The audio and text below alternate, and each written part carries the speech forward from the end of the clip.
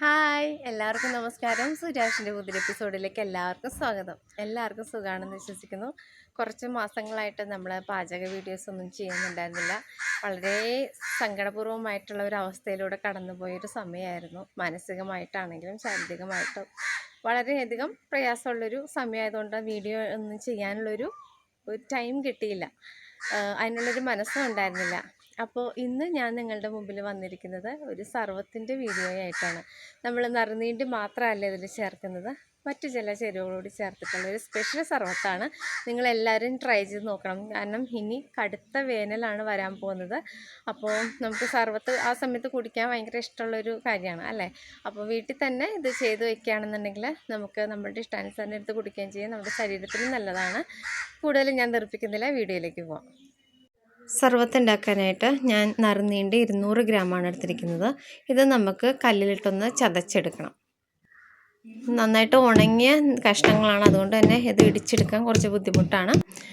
ഇനി നമുക്ക് 2-3 കഷ്ണം ചുക്ക് വേണം. ഇതും കല്ലിലിട്ടൊന്ന് ചതച്ചെടുക്കുക.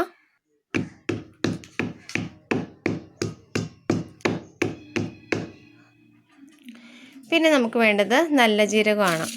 അത് ഒരു പിടി ഇട്ട് കൊടുക്കുക. അതിൻ്റെ കൂടെ തന്നെ നമുക്ക് 3-4 ഏലക്ക കൂടി ചേർത്ത് കൊടുക്കുക. ഏലക്കയും കൂടി ഇട്ടിട്ട് നന്നായിട്ട് ഒന്ന് ചതച്ചെടുക്കുക.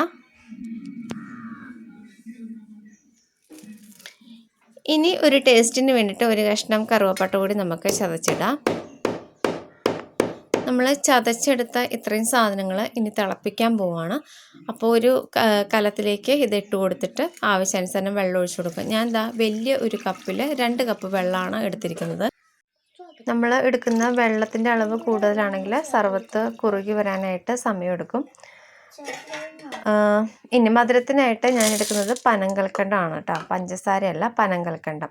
പനങ്കൽക്കണ്ടം കുട്ടികൾക്കൊക്കെ കൊടുക്കുന്നത് വളരെ നല്ലതാണ്. നമ്മളുടെ കഫക്കെട്ട് പോകാനൊക്കെ ആയിട്ട് നല്ലതാണ്.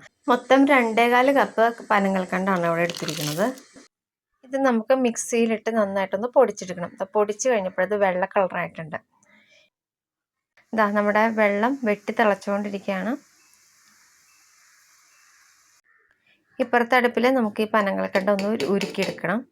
ഇതിൽ വെള്ളമൊന്നും ചേർക്കാതെ ചെറിയ തീയിലിട്ട് നന്നായിട്ട് നമുക്ക് ഇളക്കി ഇതൊന്ന് ഉരുക്കിയെടുക്കാം. നമ്മുടെ വെള്ളം ഏകദേശം റെഡി ആയിട്ടുണ്ട്. നമുക്കിനി അത് ഓഫ് ചെയ്യാം. കൽക്കണ്ട ഉരുക്കി തുടങ്ങിയിട്ടുണ്ട്.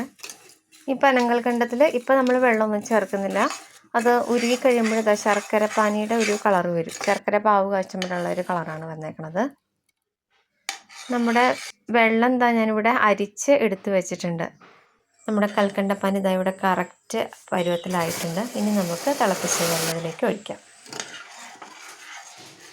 ഇതിന് നന്നായിട്ട് നമുക്ക് കുറുക്കി എടുക്കണം.